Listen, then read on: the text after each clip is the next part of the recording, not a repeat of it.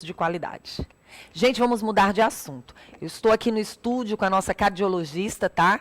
Que aceitou o nosso convite para estar falando, por exemplo, a respeito dos cuidados que você tem que ter com o check-up. E hoje ela veio aqui para o nosso programa de verdade para conversar com a gente. Tudo bem, doutora? Bom dia, Vanduza. Um prazer estar aqui hoje. Seja bem-vinda ao nosso programa. Bom, para você que está em casa, quais são os check-ups que você costuma fazer anualmente?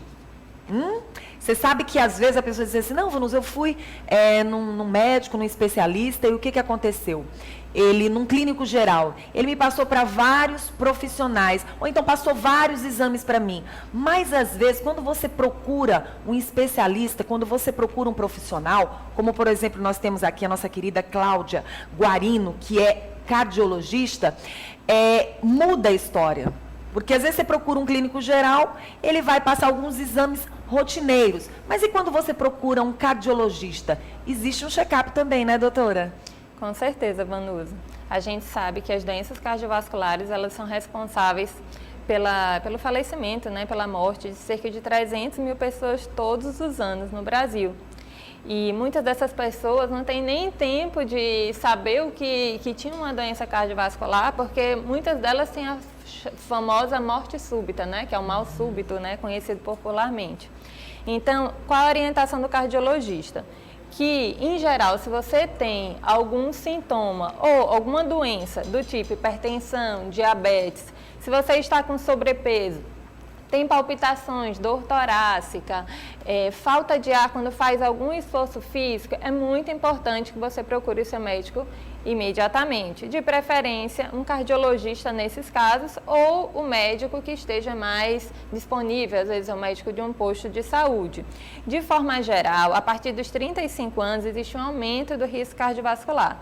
A partir dessa idade, especialmente acima dos 40 anos, nos homens, é muito importante, mesmo nos assintomáticos, nas pessoas que não sentem nada, uma avaliação anual. No caso das nossas crianças, existem pessoas na família que sofrem com problema cardíaco. É importante exames também em nossas crianças? Bem, Vanusa, o pediatra, naquela avaliação, né, que normalmente é a cada 6 meses, nos primeiros anos de vida, e depois passa para uma avaliação anual, ele já é capaz de identificar a presença de alguma doença cardiovascular. Então, é sempre bom escutar o seu pediatra e levar regularmente seu filho ao pediatra. Ele já é capaz de fazer uma triagem bem importante e que pode diagnosticar uma doença mais grave.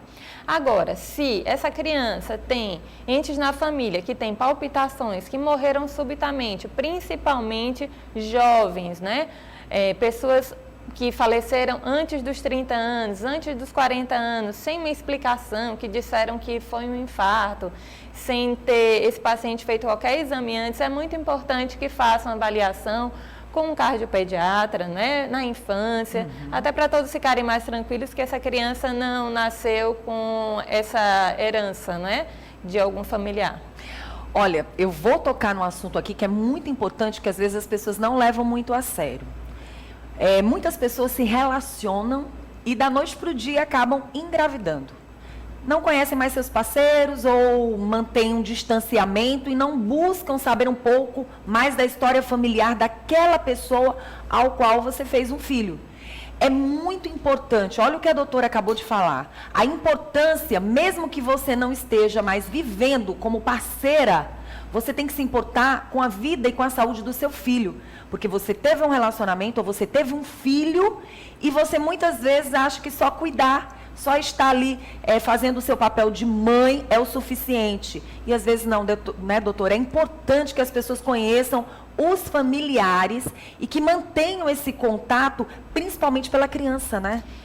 Com certeza. Você sabe que faz parte da primeira avaliação médica, né? Quando a gente recebe um paciente no consultório ou no hospital, a primeira coisa que a gente faz é a chamada anamnese, como se fosse uma entrevista. Sim. E um dos principais itens dessa entrevista é a história familiar. A gente sempre pergunta, teve alguém na família que morreu, teve infarto, que teve algum câncer, alguma doença neurológica, alguma doença psiquiátrica, tudo isso faz parte da avaliação médica. Então, é muito importante saber história familiar, uma história familiar bem detalhada dos dois parceiros quando a gente eventualmente vai avaliar uma criança. Doutora, quais são os principais exames que são solicitados num check-up anualmente? Certo. Se a gente fala de uma criança, de um paciente extremamente jovem, como uma criança assintomática, muitas vezes a anamnese, que é a avaliação clínica, juntamente com o exame físico, e um eletrocardiograma é suficiente para detectar 99% das doenças cardiovasculares. Entretanto, se essa criança tem, por exemplo, palpitações, falta de ar, se queixa de dor no peito, muitas vezes a gente precisa lançar mão de outros exames, Anusa, como, por exemplo, o ultrassom do coração, que é o ecocardiograma, conhecido como ecocardiograma, o Holter de 24 horas, principalmente se o paciente se queixa de que o coração acelera ou que tem desmaios, né? A gente sabe que desmaios são um sintoma relativamente frequente, uma queixa relativamente frequente do consultório. Muitas vezes, se tem uma elevação da pressão arterial, a gente deve lançar mão do mapa, né? Que é a monitorização ambulatorial da pressão arterial. Então, tem vários, e outros exames um pouquinho mais modernos, e graças a Deus a cardiologia aí, a gente tem um leque de exames que são capazes de diagnosticar praticamente todas as doenças hoje em dia importantes. Vale a pena chamar a atenção também quando a pessoa o tempo todo diz, eu estou sentindo uma dorzinha, as pessoas sempre levam muito em consideração, coração não dói, coração não dói, e a pessoa o tempo todo com aquela dor, geralmente alguém diz, não, isso aí pode ser gases. É bom avaliar esse tipo de sensação? Na realidade, o coração dói, não é? E ele dói, ele tem uma inervação, ele é cheio de nervos, né? E essa inervação, ela serve justamente para a gente conseguir detectar uma doença antes que ela se torne grave, né? Então, quantas pessoas aí não procuraram seus cardiologistas